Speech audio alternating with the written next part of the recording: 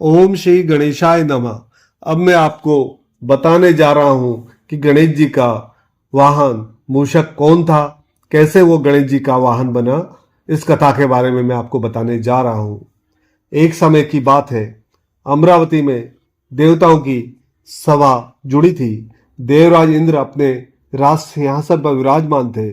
उस समय गंधर्वराज क्रोध भी वहां उपस्थित था।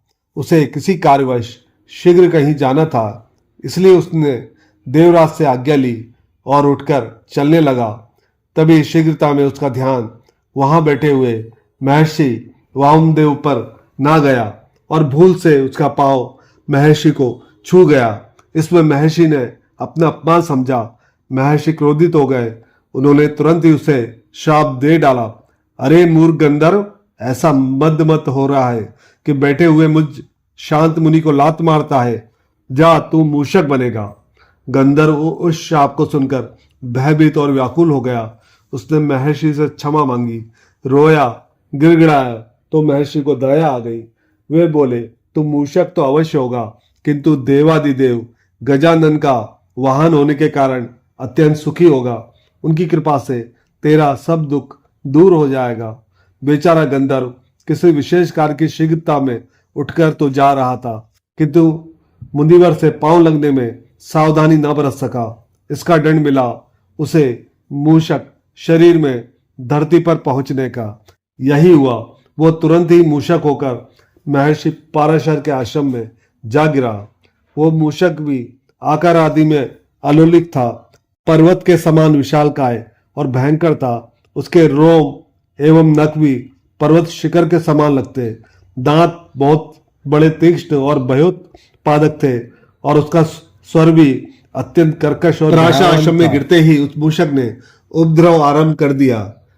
मृतिका पात्रों को तोड़ फोड़कर उनमें भरा हुआ समस्त अन्न खा लिया। वलकल, वस्त्र एवं ग्रंथ आदि कुतर कुतर कर नष्ट कर डाले। आश्रम की वाटिका नष्ट भ्रष्ट कर डाली।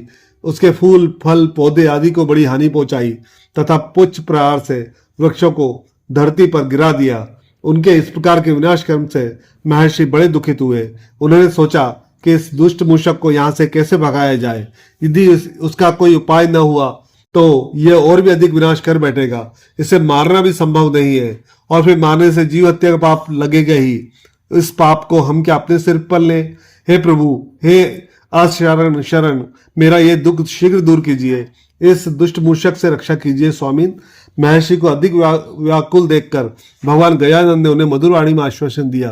पूज्य महर्षि, आप मेरे पालक पिता हैं। मेरे रहते आप पर कोई विपत्ति आई यह मैं सहन नहीं कर सकता। आपका प्रिय कार्य करना मेरा परम कर्तव्य है। मैं इस मूषक को अपना वाहन बनाए लेता हूँ, जिससे उसके उत्पात समाप्त हो जाए। यह कहकर उन्होंने मूषक की ओर अपना तेजस्वी पाश फेंका, जिससे आकाश तक प्रकाशमान हो उठा। उसके भय से देवता भी अपने स्थान से भाग गए। वो पाश दशों दिशाओं में घूमता हुआ पाताल तक जा पहुंचा और धरती खोदकर उसे प्रविष्ट होते हुए मूषक का कंठ पकड़कर उसे बाहर खींच लिया। पाश की जकड़ ने उसे व्याकुल और मूर्छित कर दिया। फिर जब उसे चेत हुआ तब वो शोकग्रस्त होता हुआ कहने लगा, सहसा ये क्या हो गया? मैं अत्यंत पुरुषार्थी हूँ।